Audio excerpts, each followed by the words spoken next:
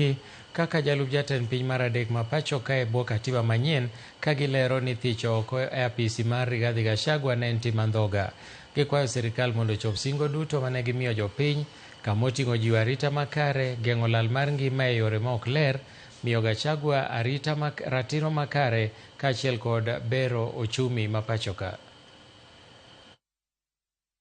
Vile amefanyia Gachagua hata Kindiki asifurahie, na kitu imetukasirisha ni vile watu ya Safaricom wanahag watu wetu wanapotea. Hebu atuambie hao watu wote wenye wamekufa wameenda wapi? Hapa Nakuru watu wanapotea, hatujui pahali wanaenda.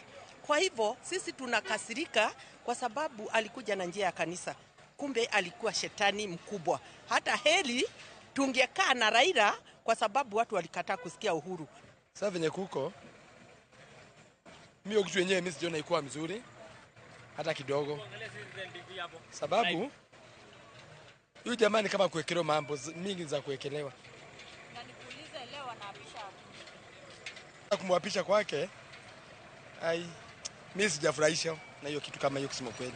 Tukiangalia manzi wamefanyia Gachagua vibaya, alafu wameharakisha sana. Sisi kama majenzi manzi hakuna kitu yenye tunaona huyu president ametufaidisha nayo.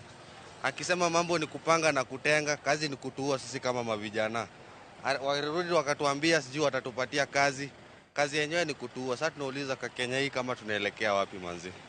Na hivyo ndo tunataka tu kusema tunakatana nayo kabisa. Hii maneno ya Kindiki kuapishwa sisi hatukubaliani nayo. Na tunataka kusema manzi president, manzi ya reason tu venye tu penye yako. Kenya natupeleka man, hata sisi wenyewe tunachanganikiwa kabisa. Sasa Kindiki awe nini?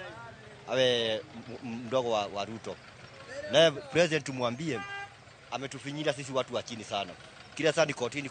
Hiyo ni pesa tunatumia. Sisi wananchi wa kawaida tunaumia, tufanye kazi. Hiyo ndio maoni yangu.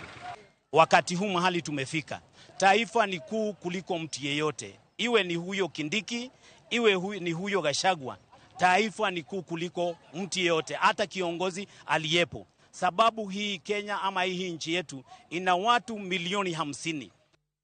Mana seche machuo kende bang' Kithure Kindiki chamo muma kaka jalup jatend piny, jodak ma Vihiga kotelnegi kod jatend rowere manie duond bura mar UDA David Kibor owuok oko kendo siro lwedo Kindiki kaka jalup jatend piny. Jodak wacho ni Kindiki dhi riwo oganda jo Kenya duto kaluwore kit kaka osebedo kotiyo. Kama serikali, rais na deputy rais lazima wakuwe wanaelewana. Tunajua, mimi mwenyewe najua kwa chama Profesa Kithure Kindiki ata support mheshimiwa rais kufa na kupona. So kama vijana tumeamua na tumekubaliana mheshimiwa Kithure Kindiki ako sawa.